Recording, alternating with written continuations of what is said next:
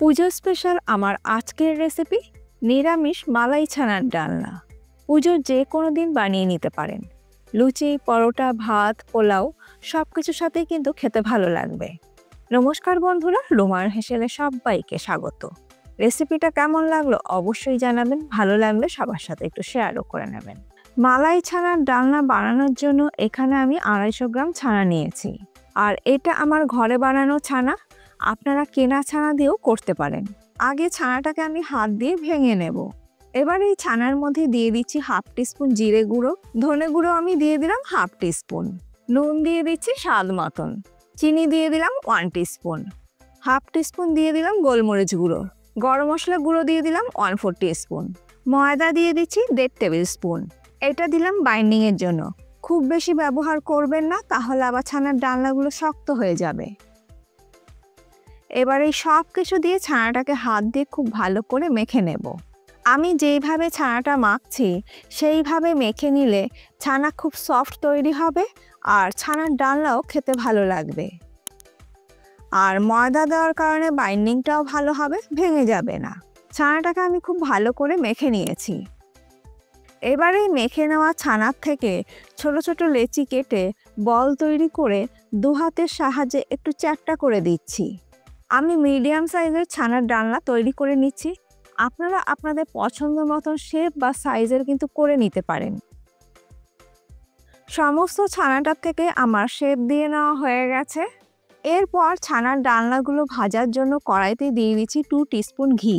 যেহেতু এটা নিরামিষ তাই ঘিতে ভাজলে স্বাদটা বেশি ভালো হবে, তবে খুব বেশি কিন্তু ঘিয়ের প্রয়োজন পড়ে না।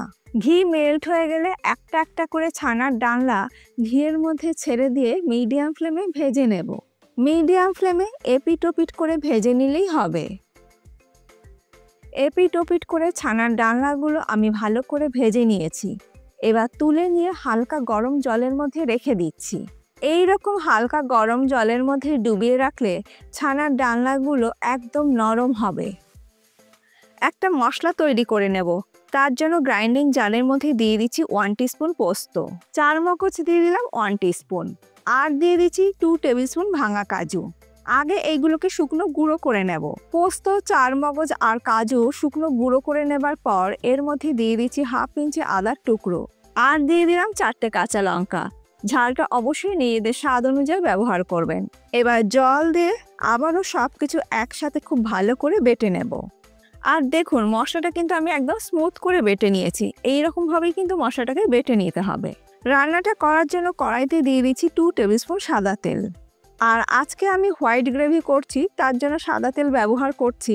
আপনারা কিন্তু রান্নাটা সর্ষে তেলেও করতে পারেন। তেল গরম হয়ে গেলে ফোড়নে দিয়ে দেবো 1টি তেজপাতা, 1 টুকরো দারচিনি, 2টো ফাটিয়ে নেওয়া ছোট এলাচ, 4টে লবঙ্গ আর খুব সামান্য একটু জয়িত্রী। লো ফ্লেমে ফোড়নটাকে একটু ভেজে নেব। ফোড়ন থেকে যখন সুন্দর গন্ধ বেরোতে শুরু করবে তখন আমি এর মধ্যে দিয়ে দেবো বেটে নেওয়া মশলা। গ্যাসের ফ্লেমটা কিন্তু অবশ্যই লোতে রাখতে হবে। দিয়ে দিলাম 1/2 টিস্পুন ধনে গুঁড়ো, জিরে গুঁড়ো আমি দিয়ে দিলাম 1/2 টিস্পুন, আর দিয়ে দিচ্ছি 1/4 টিস্পুন কাশ্মীর লাল লঙ্কা গুঁড়ো।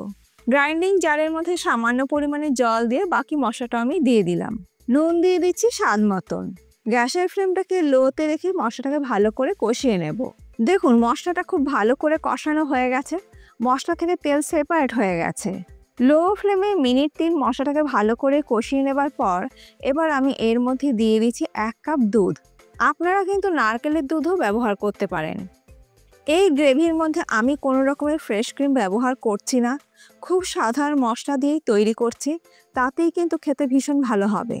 সব কিছু ভালো করে মিশিয়ে নেবার পর এবার আমি এর মধ্যে দিয়ে দিচ্ছি চিনি 1 টেবিল স্পুন।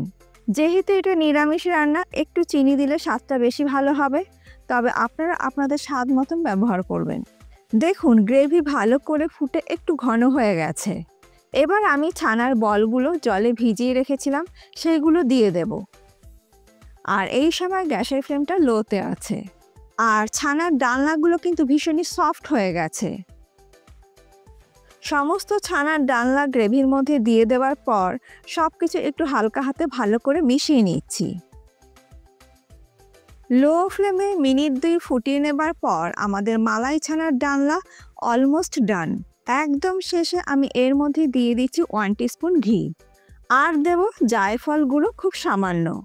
খুব বেশি দেবেন না, তাহলে আবার একটা তেতো ভাব চলে আসবে। আমি গ্রেটারের সাহায্যে গ্রেট করে নিয়ে জায়ফল গুঁড়োটা দিয়ে দিচ্ছি। নিরামিষ ছানার ডালনাতে একটু জায়ফল দিলে স্বাদটা ভীষণই ভালো হয়। এবার এই ছানার ডালনাগুলো গ্রেভির সাথে এপিট-ওপিট করে ভালো করে একটু মিশিয়ে নিচ্ছি।